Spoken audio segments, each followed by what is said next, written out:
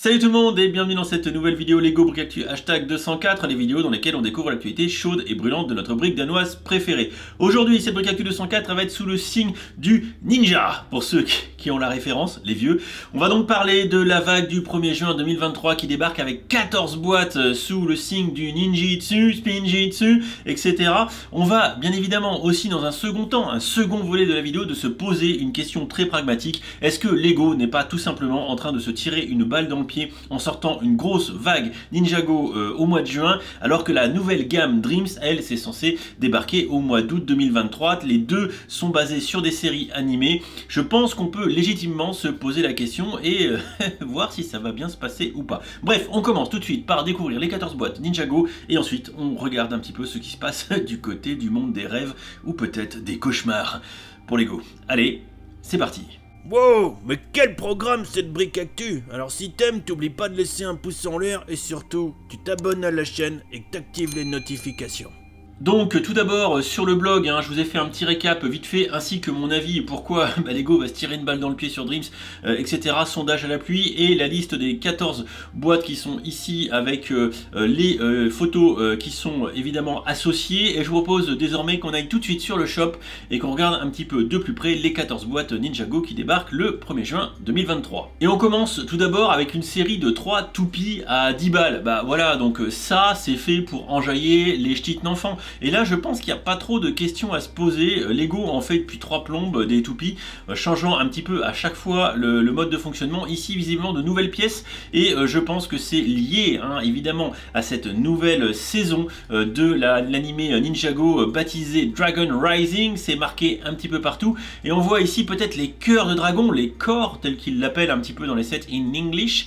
Et donc on va pouvoir ici faire mumuse avec nos petites toupies Lego, avec ici le personnage de Nia, celle d'avant ça devait être Kai, voilà, et également on a Loloid en toupie également. Les trois sont à 10 balles. Je pense effectivement que ici, sans grande surprise, ça devrait faire plaisir aux plus jeunes, tout ça en plus pour 10 €. Bon, a priori on ne vend pas une partie de la maison pour acheter des briques dans ce cas de figure. On enchaîne avec une boîte 4+, 20,99 €. Lego maintenant a abandonné les 19,99 €, on se fait plaisir, on rajoute un petit euro comme ça, ni vu ni connu, je t'embrouille. Donc les boîtes 4+, bon moi je vous invite toujours à être un petit peu vigilant sur ces boîtes qui sont souvent un petit peu, comment dire, trop chères, tout simplement trop chères, même si la gamme Ninjago n'est pas la plus impactée par cette problématique. Il faut bien évidemment se méfier des boîtes 4+, sous licence Marvel, etc., etc., Disney, où là ça tabasse de ouf. On continue avec une autre boîte, le chien de combat Dragon Imperium. En anglais ça s'appelle tout simplement Imperium Dragon Hunter Hound, l'espèce de loup bizarre, voilà, avec de la figurine bien évidemment. Je suis pas un grand fan de cette boîte, les figurines ont l'air plutôt cool, mais bon, pour jouer ça fait un peu en mode figurine, pourquoi pas. Ce n'est pas clairement la boîte la plus réussie de la vague, mais c'est pas très grave. Vous êtes fan de tuture, vous avez 34,99 € à dépenser, et bien vous pourrez rajouter une voiture de plus à votre collection Ninjago, puisque évidemment il y en a toujours beaucoup. Là c'est la Zane's Dragon Power Spinjitsu Race Car, comme quoi tu peux être un ninja cool et stylé avec une voiture de course. Voilà, ça ressemble à des produits similaires qui sont déjà sortis dans la gamme Ninjago. On voit que les fameuses bouboules des dragons, on en a un petit peu dans tous les sets, donc on va les retrouver, je pense, un petit peu ici ou là, avec des designs de figurines également qui sont assez sympathiques et toujours basés plus que très vraisemblablement sur cette nouvelle saison Dragon Rising.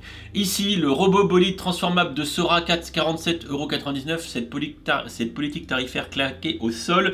On a donc ici une boîte, pour moi c'est un coup de cœur, toujours un petit peu ce côté, je sais pas, un petit peu cyberpunk, je dirais, comme ça, voilà, très adapté à la gamme Ninjago, toujours avec cette espèce d'écriture. On est habitué et je trouve ce espèce de méca moto extrêmement stylé, puisqu'on fait une espèce de moto type Canada, pour ceux qui ont vu Akira, les vieux, encore une fois. C'est très stylé, c'est un petit relent également d'Overwatch pour ceux qui ont suivi la gamme qui était sortie chez Lego il y a déjà quelques temps. Également, il faut noter qu'on a ici un nouveau personnage, puisque la saison Dragon Rising va introduire plusieurs nouveaux personnages, dont Arin, le petit bébé dragon, et le personnage de Sora, ici la demoiselle. On a du coup les figurines qui vont avec et qui sont plutôt assez intéressantes et qui devraient apporter un petit peu de renouveau dans la gamme Ninjago. On continue avec un set à 52,99, toujours politique tarifaire, claqué au sol, avec cette fois le Heatwave Transforming Lava Dragon pour 479 pièces. Bon, grosso modo, si on fait le ratio, c'est pas déconnant, hein, quasiment 480 pièces pour 52 balles. Bon, ça se tient. Ça se tient, mais il faut pas aller au-delà. Le set est pas inintéressant, encore la fameuse bouboule.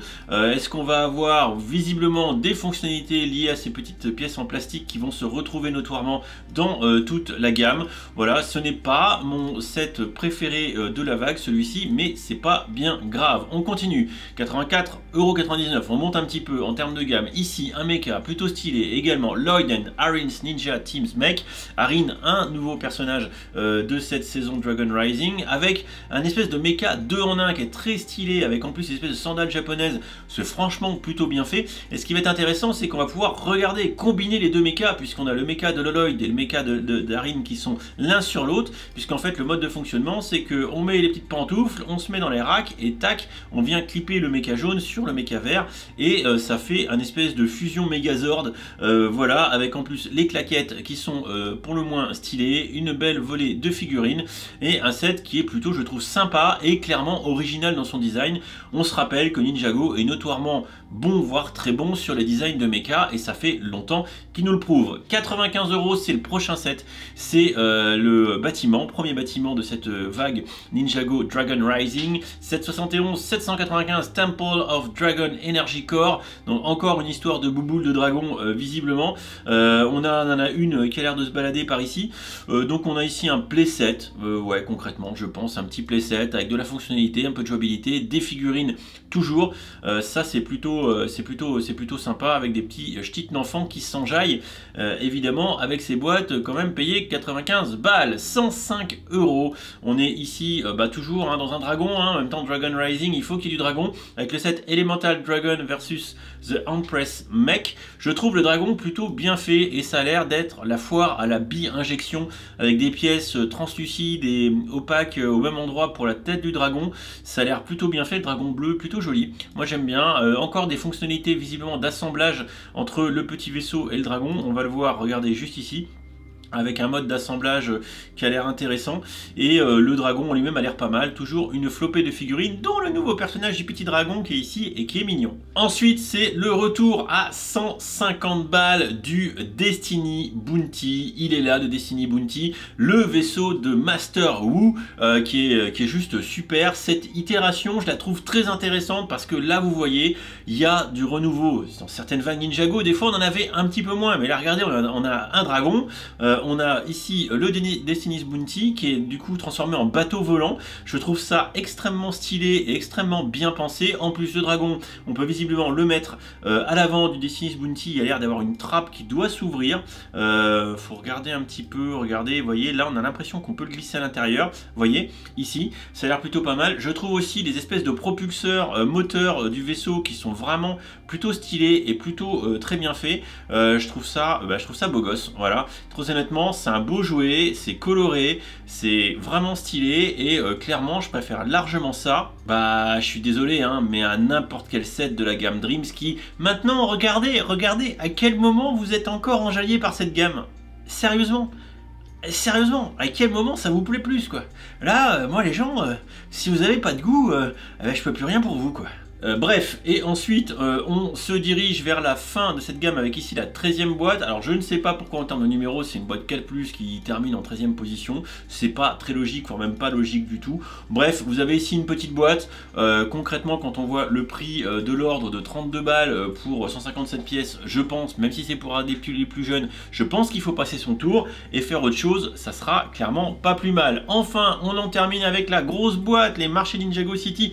Ninjago Market, City Market, 370 balles. Attention avant de crier au scandale, on a ici 6163 pièces, ce qui a priori donne un ratio qui devrait pas être inintéressant. Une boîte qu'elle est jolie, une boîte qu'elle est belle, une boîte qu'on va mettre sur notre buffet dans le salon pour un petit peu frimer avec notre collection de Lego. La boîte est toujours colorée, c'est toujours bien fait en termes de design, l'espèce de funiculaire téléphérique, je trouve ça intéressant.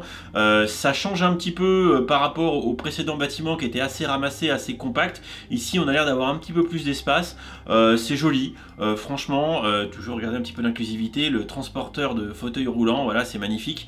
Là ça c'est Lego version 3 2023 avec maintenant on intègre tout, c'est bien, une pléthore de mini figurines, je crois qu'il y en a une vingtaine, c'est assez énorme, de quoi peupler une ville entière. Et bien sûr ce set, hein, vous vous en doutez, et c'est un peu présagé ici, il est fait pour s'assembler avec ses congénères et notoirement le set des jardins Ninjago, hein, puisque regardez, la photo elle est mise sur le blog avec une belle photo lifestyle si elle a envie de charger, bien évidemment. Voilà, du coup on voit ici les jardins et à coller évidemment le marché, et ça rend plutôt bien, c'est clairement bien pensé. Donc voilà qui permet de conclure cette première partie basée sur les 14 boîtes Ninjago qui sortent dès le 1er juin 2023. Attention, la grosse boîte du marché elle sera en VIP le 1er et disponible pour tout le monde le 4 juin. Autant dire que de toute façon, vu que le VIP c'est gratuit, c'est pour tout le monde,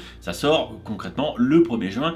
Comme tout le reste, on a ici une belle vague. Et cette belle vague Ninjago, concrètement, je pense qu'elle devrait bien marcher. Là encore, dès le 1er juin, on devrait avoir, je crois, 10 épisodes sur 20 prévus cette année. 10 épisodes qui vont être disponibles. Et en plus, via Netflix. Alors, autant dire que la diffusion devrait être assez large et devrait contribuer au succès de cette gamme Ninjago Dragon Rising. Et c'est bien tout le problème, et c'est là où je pose la question, très sincèrement, est-ce que Lego ne serait pas tout simplement en train de se tirer une balle dans le pied? On a au moins ici deux gammes différentes, qui sont toutes les deux basées sur un anime, et c'est bien le succès de l'anime qui fera acheter les sets, puisque les sets Dreams, on les a vus tout à l'heure, et je vous les remonte rapidement, ça ne casse pas 3 briques à un canard, à part peut-être le van tortue et le vaisseau, et encore, mais ça reste psyché et pas ouf.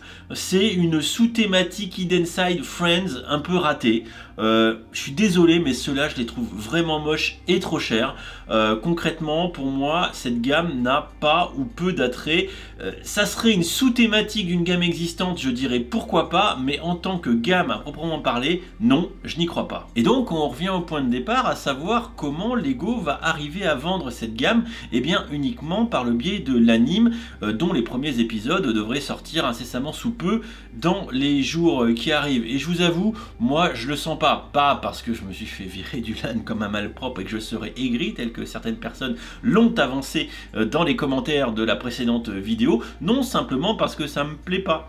Et jusqu'à présent, j'ai plutôt eu le nez creux, aussi bien Hidden Side que vidéo. On avait senti le flop arriver à 15 000 km, et je pense très sincèrement que c'est pareil pour Dreams. Lego ne s'est pas mis dans une bonne configuration pour réussir, d'une part avec l'anime, d'autre part avec la concurrence en interne d'un produit Lego, d'une thématique, à savoir celle du coup de Ninjago Dragon Rising, et encore l'anime qui n'a pas l'air top, et finalement, comme je le disais, surtout le design relativement pauvre, voire même très pauvre, des sets qui sont proposés dès le lancement de la gamme. Encore une fois, on attend au lancement d'une nouveauté quelque chose de percutant, quelque chose de bien pensé, de réussi. Ils ont réussi à le faire pour la gamme Monkey Kid, ils ont visiblement pas réussi du tout à le faire pour la gamme Dreams. Ensuite, pour ceux qui ne sont toujours pas convaincus et qui me jettent des cailloux parce que je suis trop vilain, eh bien je vous ai simplement en zone communauté de la chaîne, et je remercie tous ceux qui ont participé, puisque actuellement vous êtes 2100 voire même un petit peu plus à avoir voté à ce sondage, et malheureusement le résultat est sans appel. Vous êtes 2100 à avoir voté à 91% comme quoi non, je n'achèterai pas, vous n'achèterez pas de Lego Dreams. Je vous invite à aller voir les commentaires qui sont sous le sondage. sondage, c'est assez intéressant. Il y a des choses qui m'ont fait beaucoup marrer. Il y a les pro Ninjago, il y a ceux qui veulent laisser une petite chance, et il y a ceux qui constatent grosso modo que ça devrait pas marcher, même s'ils seraient prêts à laisser une petite chance, mais sans grande conviction, avouons-le. Encore une fois, à ceux qui m'ont vilipendé assez de manière véhémente sur la précédente vidéo, bah, quand même, hein, 2100 personnes, hein, quand on sait que certains instituts de sondage en France le font sur un échantillon de 1000 personnes, là, regardez, on a 2000 personnes, et si tant est que les 2000 personnes, 2100 qui ont voté dans le sondage, vous êtes un tant soit peu représentatif du panel de consommateurs de Lego en France, peut-être des jeunes, des moins jeunes, familles, parents, enfants, etc., eh bien ça sent pas bon. Non, ça sent pas bon, vous auriez voté 90% j'achète, bah là j'aurais été comme un con, mais il faudrait constater qu'à 91% vous votez, vous n'achetez pas. Et ce pour plusieurs raisons, certains l'ont dit très justement dans les commentaires, qui vont vraisemblablement s'orienter vers la gamme Ninjago, et quand tu auras cramé déjà le PEL au mois de juin, voire au début de l'été, sur une autre gamme ou sur d'autres produits, bah, que reste-t-il pour la gamme Dreams? Eh bien je pense qu'il restera les fonds de porte-monnaie, surtout avec une sortie au mois d'août, en pleine vacances estivales, où on a plus peut-être envie de se payer une pizza sur le port et une petite crêperie, ou un petit trek en montagne, plutôt que d'acheter du Lego Dreams. Soyons très honnêtes, le succès de cette gamme ne reposera uniquement que sur le carton de l'animé, et quand on voit que Lego a réussi à faire passer Ninjago Dragon Rising sur Netflix, et que l'animé Dreams, lui, va terminer sur YouTube, laissez-moi penser que ça devrait pas bien se passer. Et c'est pas un défaitisme, comment dire, volontaire, c'est plutôt, je pense, une objectivité raisonnable,